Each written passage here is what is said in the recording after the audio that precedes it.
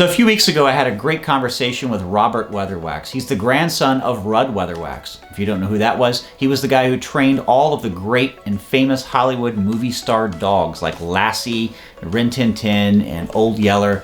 Robert has done the same thing himself, spent many, many years in Hollywood training all the great movie star dogs, and I had a great conversation with him. Check this out. So you ended up in Texas, but tell me a little bit about your family's history, because you guys have a really fascinating story, and you go back generations, I guess, to your grandfather. Is that right? Yeah, actually, we go back a little further than that. We go to my great grandfather, who was a rancher and trick rider, was in the Wild Bill Hickok's rodeo one time. He started out, I think it was him that kind of created the love of animals that Rudd and his brothers had. And this all started in Silver City, New Mexico. That's where Rudd was born. And, they ended up moving out here to California in right around 1917, I believe it was. So they've been here since then. And, the kids, I guess my great grandfather was something of an inventor and never really did really well doing in his inventions, but they were dirt poor. I remember the story about how, the kids, whoever had some kind of work, got to wear the socks in the family. So it's like, who's working today? Oh, Frank raises his hand or Rudd raises his hand, and they got to wear the family socks. That's how poor they were. So, wow. And of course, they started out, Rudd got a dog, and this dog was, just a stray, and the only way he could keep the dog, Walter told him that the dog has to earn his keep. So they had been stealing produce and things like that, the kids, and they started getting the dog to do it, right? So they'd go by an apple stand, for example, and they taught the dog that if they tap this apple, that and then they just keep walking, the dog would go back and grab the very apple that they touched and bring it to them. So they got the dog to steal produce for them, since they were getting in too much trouble doing it themselves. So it's resourceful. I gotta give you, it's resourceful. Yeah. So the dog got a job, and nobody was going to arrest the dog, so they just basically taught the dog tricks. Nobody taught them. They didn't go to school or anything. They just figured it out. I'm just in my mind, I'm seeing this is just kind of opening up a whole new area of crime now. Just kind of, yeah, it is. The criminal in me is just thinking of different ways now I could train Bowen now to, I don't know. Well, Bowen's a whole different story, but yeah. Did you have a King Charles? So this is Bowen. Hold on. I saw it on your page. Beautiful dog. Oh yeah. I like these dogs. I have one in my book. Yeah, that's what you said. Yeah, they are. Cavaliers, I think, are one of the most beautiful dogs in existence, and Bowen is probably one of the most beautiful out of all the Cavaliers. So even among the breed, see. I like the color, because the one in my book is much darker. Oh yeah. I haven't seen the brown ones too often, as much as I see the black and white. Oh yeah. Well, she's a Blenheim, and she's 3 years old, and we've had her since she was about 8 weeks old. So, oh gosh, they're amazing dogs. I mean, I honestly have never ever known a dog that is as loving as Bowen is. I mean, she's just an amazing dog. But she doesn't always listen to me. But then again, I'm not exactly an expert trainer.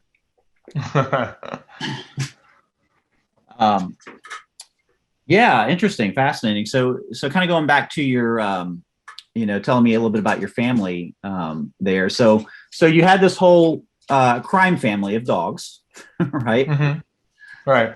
So kind of where did it go from there? Well, from there, Rudd and Frank, they just kind of hung out by the studios trying to procure any work that they could get. And Rudd's first break was with Henry East. Actually saw him doing some tricks with a dog out front of MGM. and hired him to be an extra. And he started out with the extra as an extra, but a lot of times he'd bring a trained dog with him.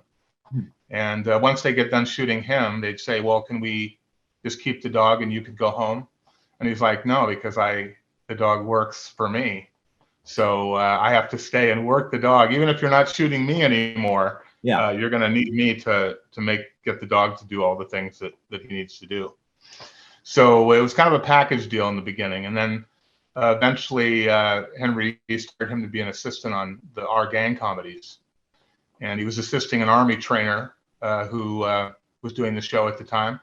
And he was, Rudd, the kids dropped out of school and after like 6th grade. They all had like about a 6th grade education. And they were self-taught as far as dog training goes. And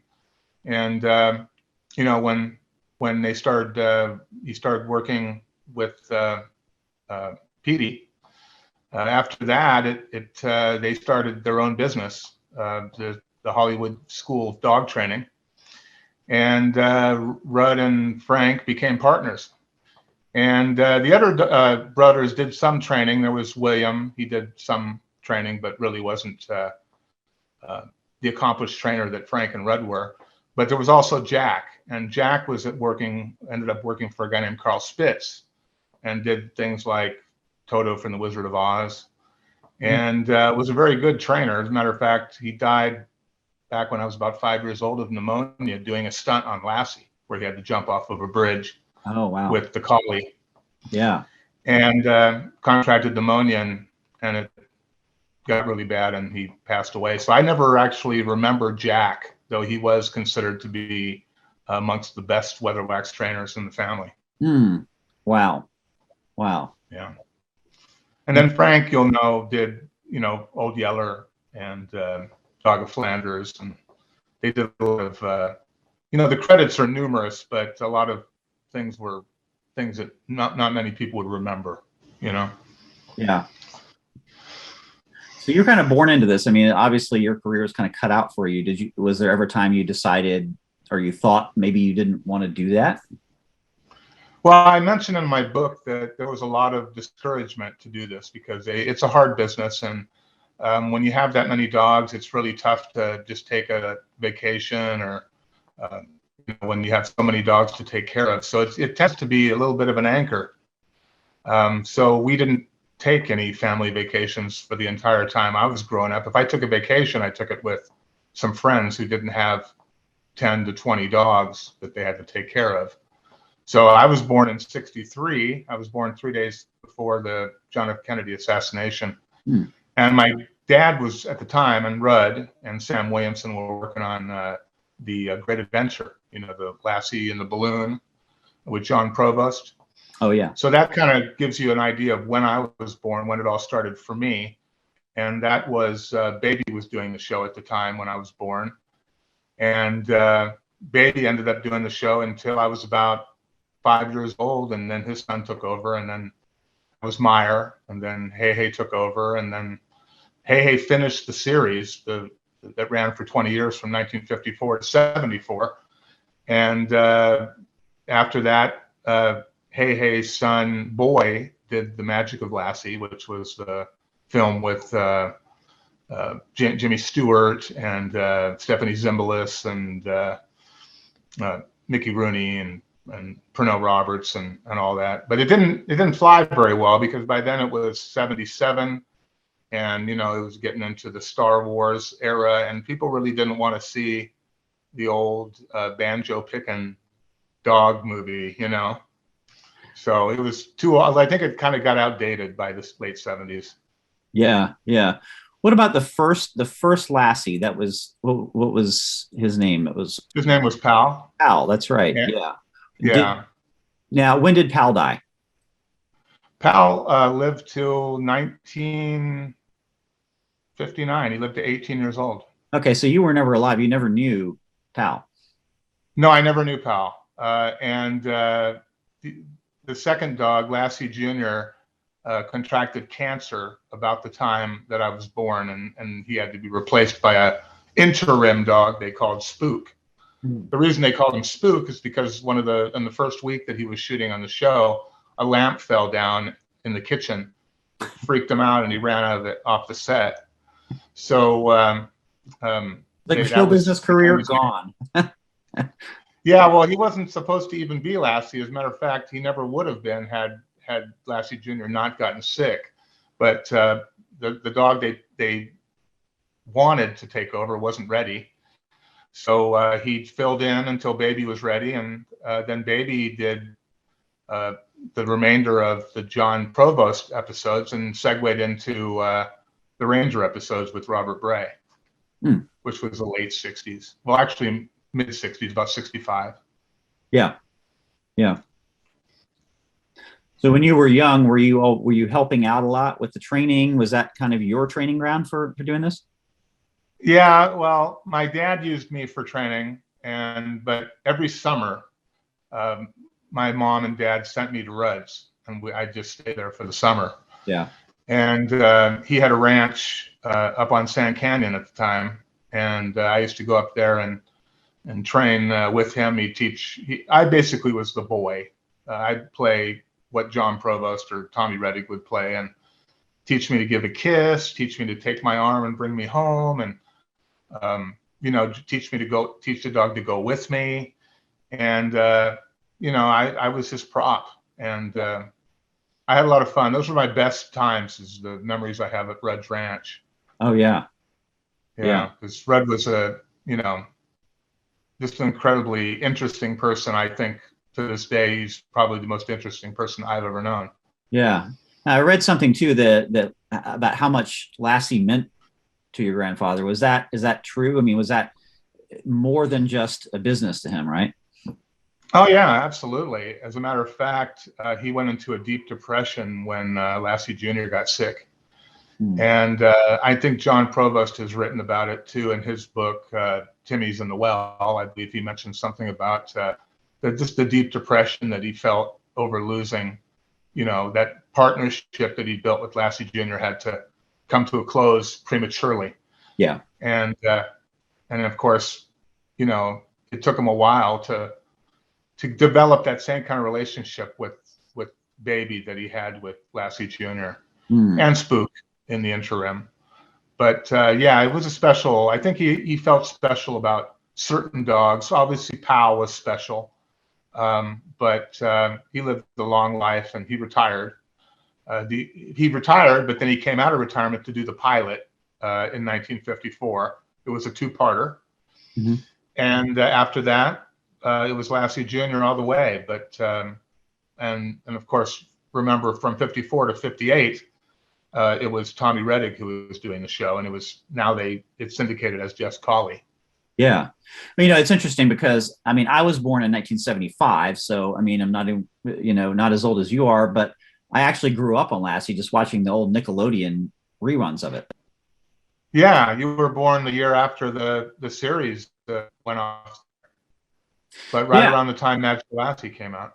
Yeah. And I remember watching it every morning before I went to school. In fact, I watched a lot of those old shows like that, My Three Sons, the Donna Reed Show, Patty Duke Show, all those things that Nickelodeon was just airing those just right and left. And it's weird to think that I actually grew up on mostly shows from the 50s and 60s like that. It's interesting.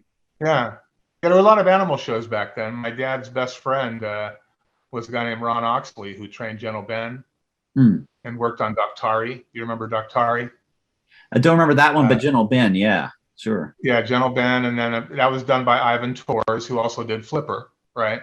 Oh yeah. But because Bruno was, I'd met Bruno when I was a kid because we went up to Ron's place and they decided to put me in with Bruno just to see how I kind of like a test of my manhood, even though I wasn't a man yet. They said, "Why don't you go on up to Bruno and just, go see what he's doing?" And he immediately pinned me on the ground, right? He didn't have any teeth or claws because they had been removed for safety reasons. But he was 600 pounds, and he just got on top of me and gnawed on my neck with his gums and rolled me like a rolling pin across the ground. And they kind of waited. Ron kind of looked like a referee just seeing if I was turning blue or not, and then he called Bruno off of me. Because your typical childhood experience is getting gummed by a large beast. Yeah, absolutely. And we had a lot of exotic pets. My dad had 2 piranhas in a tank. He had a baby alligator at one time. We had a horned owl that lived in our house. A great horned owl? Wow. A great horned owl, yeah. And now, but he wasn't doing much training with. I mean, how do you train a piranha? No, he just had these animals. I'm not even sure how he got the owl. We ended up rehoming him to somebody who was in a wild animal trainer, and we ended up selling the alligator to Universal in Florida. And yeah, so and the piranha, one of the piranha died, and the other one couldn't catch his. They had the two of them. One of them was catching all the food. They feed them live goldfish, right? Well, once the piranha that couldn't catch the food killed the one that was killing the food, and then starved to death. Wow. So yeah, so it was. We lost the piranha; they passed away. But it was a wild kingdom at your house, right? Yeah, and we had macaws too. We had a couple macaws, and why we had these animals, I don't even remember. They just were pets for the most part. We had cats too, but they never worked. Right. My dad just wanted to have a cat because he said, well, maybe Lassie's going to have to work with a cat, or the dogs will have to work with a cat, and we don't want them to, be seeing the cat for the first time when they go on the set. So we did have cat animals that didn't work, but most of the dogs did. Yeah, yeah. Now, what are some movies and shows that you've worked on? Well, I started out in the industry in the late '86, and I worked on Just the 10 of Us with Bill Kirkenbauer, who actually endorsed my book. I also worked on The Flash with John Wesley Shipp. I worked on Canine with Belushi. Worked on Little Rascals. Worked on Homeward Bound 2, Lost in San Francisco. Worked on Top Dog, Dennis the Menace. Oh, cool. Yeah, Watchers. Worked on Eyes of an Angel, where I played a professional dog fighter with a John Travolta movie. That's where I got my SAG card and my SAG name that I use on my book. Oh, cool. And what else? So I worked on Deadly Ground with Steven Seagal, doubled for him on a 5-dog attack in Alaska. And in The Mouth of Madness, John Carpenter film. And there's quite a list of television things I worked on. 227. I worked on Sybil and Amen, and just a lot of the shows they did at Fox. I worked on Married with Children quite a bit, assisting Stephen Ritt whenever he needed an assistant, which typically was not super demanding. I was releasing a dog from the top of the stairs or getting a second look in the living room. But yeah, Steve and I have been friends for a long time, and him and Richard Calkins, who were trainers for my father, kind of gave me my first real taste of working on a movie set. Yeah. Then I started working for my dad. It was kind of like, oh, you work for these other guys, and then if you can hack it with them, you can work for me. And then I went to Colorado with him.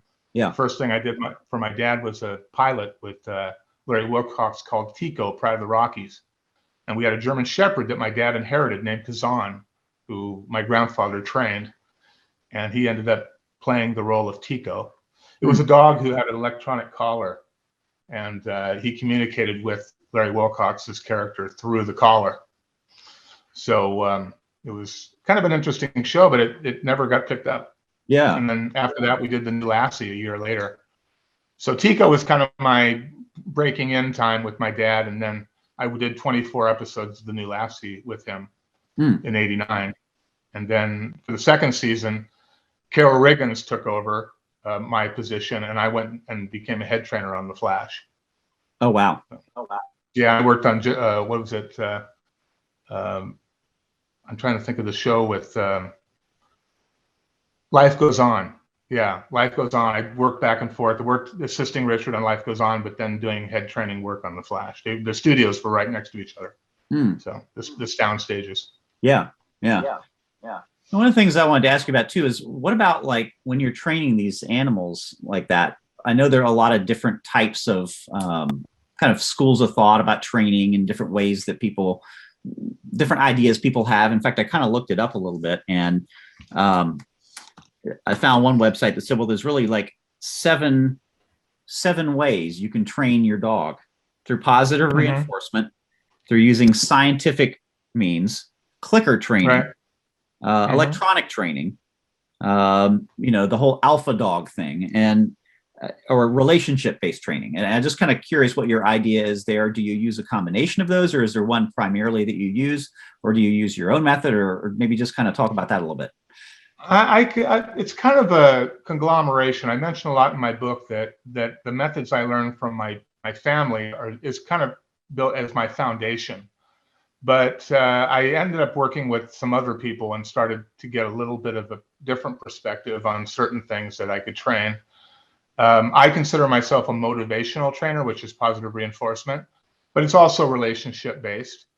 I don't use electronic training too much. I do have a vibration collar I actually purchased because another trainer of mine, William Grisco, a friend of mine, uses them from time to time with certain behavioral issues. And my goal is to never have to pull it out. I'm pretty much a old school guy. I use the only tools that I talk about in my book are the tools I don't use, but the only 4 tools I do use is a long leash, a short leash, a training collar, and a distraction tool, which the distraction tool is meant to simulate a shock collar. It's basically just a distraction that gets a dog to break a bad behavior that they might be performing at any given time. So that's kind of what I use to replace electronic training, is I use a chain collar metal distraction behind the dog to get them to disengage in whatever bad behavior they might be disengaging in, just so I can draw that attention back to me. I do use food. I know a lot of trainers don't believe in using food, but Rudd used food, and he used the chain collar on Lassie, which now they call choke chains. I've never quite understood that because I've never seen them used in a way that ever created any choking effect. But I know that a lot of trainers, hang their dog and they do different things. They use more of a dominance type of training.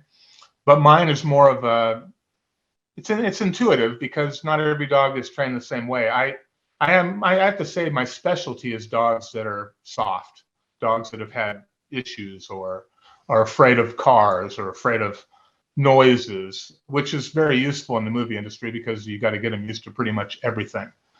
But I feel that, building up a dog is really what my forte is, as opposed to, bringing down a dog. Right. But every dog's different. Some dogs I'll use a firmer hand. Other dogs, it'll almost be all praise because I give the dog what they need.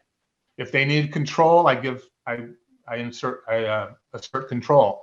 If they need confidence, then I give them confidence through exposure and positive reinforcement, basically in situations that had been traumatic to them in the past. Right.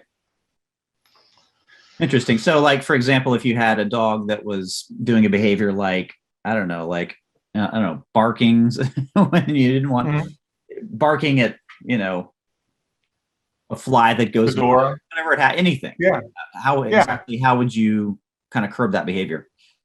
Well, typically I'd wait till they engage in the behavior, and then I would probably start out using a distraction tool, and I would probably throw that chain near the door or wherever it is they need to wherever they're barking, and that'll typically stop them for that brief moment. And then what I'll do is I'll reward them for that moment that they're not barking. That's what I call a bridge. So that bridge is bridging the good behavior and letting them know this is the behavior we want. Everything else will either be ignored or it will be distracted. Yeah. So we're letting them know this is right. We're not really giving much value to the things they do wrong because a lot of people only give their dog attention when they're doing something bad, and that kind of sends the message that that's how you get attention. So me, I want them to know that they're going to get attention for not doing something as well as doing something. Yeah. And do you use negative reinforcement at all too? I mean, any punishments or anything like that, or? No, I let the chain but for me. It could be a chain. It could also be a ball. It could be car keys. Just anything that makes them go, whoa, what was that? And then while they're stop, here comes me with the goodie. Good dog, quiet, good dog. They might re-engage in the bad behavior, but what will happen is once you've thrown that chain or that distraction a few times, they'll start expecting it. So you can actually jingle it and it'll stop all the behavior. But it takes repetition. Yeah. You have to keep correcting and then give them the bridge, correct them and then give them the bridge. And then So the behavior fixes itself. yeah. Now, when you do that, now typically, how long does that take to break a behavior in a dog? I mean, does it depend from the dog? I had a client that I worked with just this last week, and we fixed it in one lesson. One lesson. Wow. Yeah. What was the dog doing? The dog was barking at bicycles and people outside the window. And what happened is I started out doing the distraction myself because it was my first time there. So the dog was a little bit like, who's this guy? What's he doing here? So what eventually that evolved into was me going outside, knocking on the door, because that's another trigger for the dog. That's another term I use in my book. What triggers the bad behavior? So basically, I have to recreate the trigger in order to correct the problem and eventually create the bridge of good behavior. So with me knocking on the door, I just give them the instructions to drop the chain behind the dog on the floor when the dog starts barking. And after a few times ringing the doorbell and knocking, I just listen to the door and there's no more barking and nothing's going on. And then I come in. Yeah. It's kind of amazing how that works. I mean, do you find that there are some breeds that are that are easier to train than others? Yeah, I find that most of the time, if it's fear-based, which most aggression is fear-based, most bad behavior, that seems to work the best because we're preying on their fear, but then we're using the food to get them to forget about the bad thing. And then it also makes them forget about what it was they were doing. Like that chain lands and then they're going, what was that? And then what was I doing again? And then sometimes they absolutely forget what it was they were doing because all the emphasis is on them stopping the behavior and not just yelling at them for performing the behavior, which accomplishes nothing. Yelling is not going to fix anything. Yeah, I mean, I've noticed that with Bowen. I mean, when I've tried to get her to stop doing certain things, like begging for food when or when she starts barking, the one thing that did work was to take a squirt bottle and squirt her with the bottle, and she knew that was her currency, I guess, if you want to call it that. Well, that's a lot of the same philosophy. The chain is a distraction. The water is a distraction. I mean, you could use an air horn. I mean, you could use, that's what the electronic collar is, the vibration and shock collar is really the same thing. It's a distraction, but it's a distraction that the dog wears, right? As opposed to one that materializes from heaven or from the sky. Because really that's what the chain does. It depersonalizes the correction. So the correction's not from me, it's from this thing that I carry.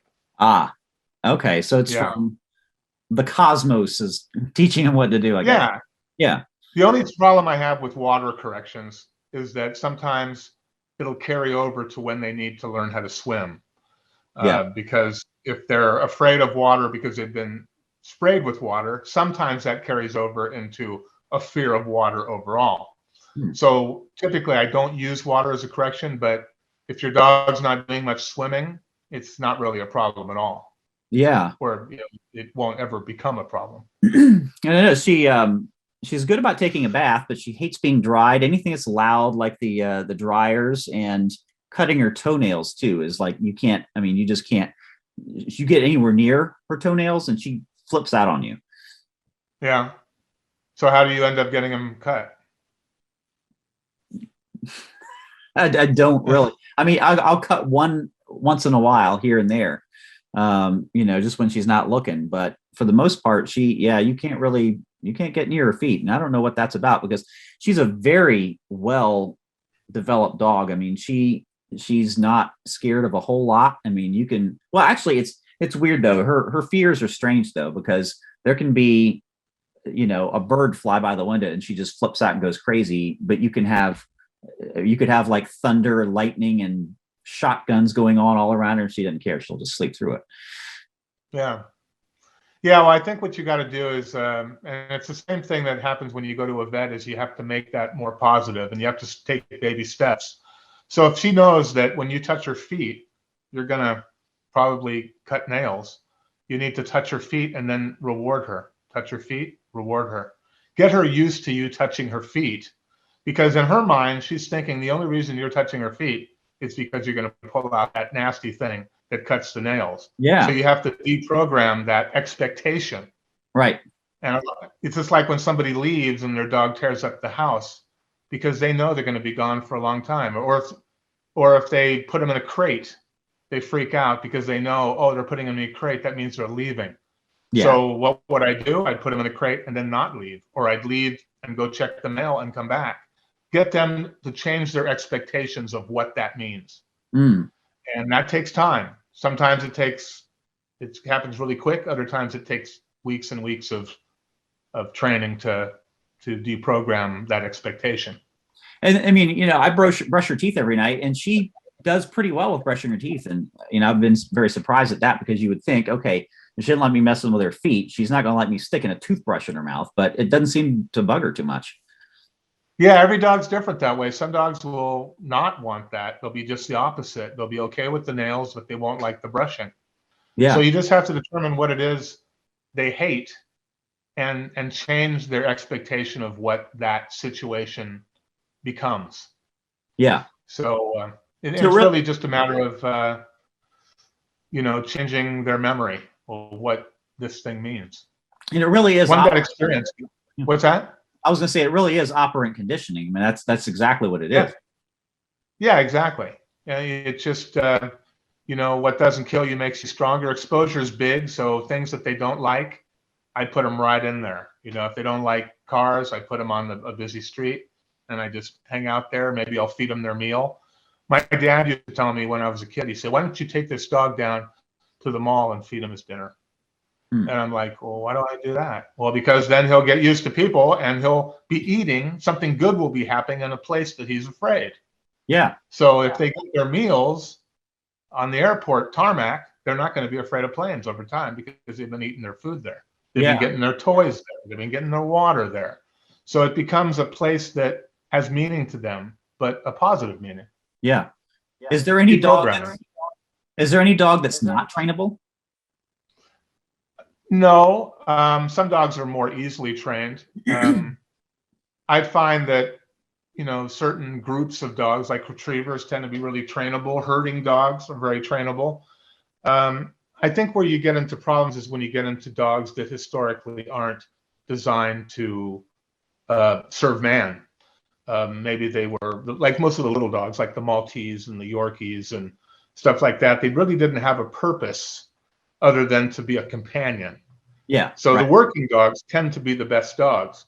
Now, there are problems with things like spaniels and hounds sometimes, because they're so scent driven, they're so hunting driven, that that's all they want to do.